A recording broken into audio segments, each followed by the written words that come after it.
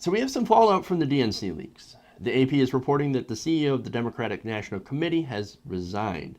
That is, of course, Amy Dacey, who was in a few of these emails where DNC officials were caught strategizing against Bernie Sanders. Now, she is stepping down along with Chief Finance Officer Brad Marshall and Communications Director Luis Miranda. Now, according to a statement from the party, those are the people that are stepping down. Now, to that I say, okay, good. Now, is that a little late? I think so, especially since the primary is over. Now, that's not the only thing. The AP also reports that we should expect other changes at the DNC as well. So now we've got Debbie Wasserman Schultz, Amy Dacey, and Chief Finance Officer Brad Marshall, Luis Miranda. All those people are now gone from the DNC, right? So that's gone. Now, I want to wait for some of those changes before I want to comment on them. Obviously, we've got to know the facts first. Now, some of the stuff that I've said I want to see get changed in the DNC is I want to see them stop taking corporate money. Now, you might be thinking, whoa, man, that's too much. That's too much corporate money, but we need that corporate money to defeat Donald Trump. Well, no, you actually don't. If you were to stop taking corporate money and actually appeal to the people, you could actually have a very successful campaign. And Bernie Sanders showed you how.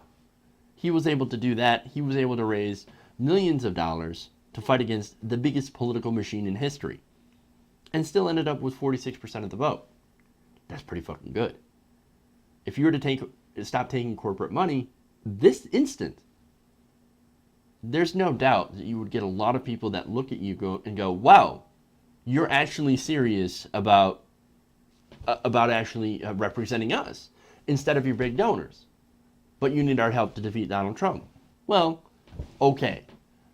Now, of course, there are some people who wouldn't believe them, the DNC, and look, that's warranted.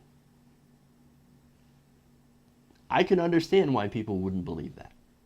I get it completely. I don't trust them completely either. That's why they need a big, bold statement, not just statement, but action, to come out and say, look, we're serious about reforming the party. And I don't think that they're actually going to do that. Now, I also want to see them reinstate Obama's rules on lobbyists, banning them from serving in any administration.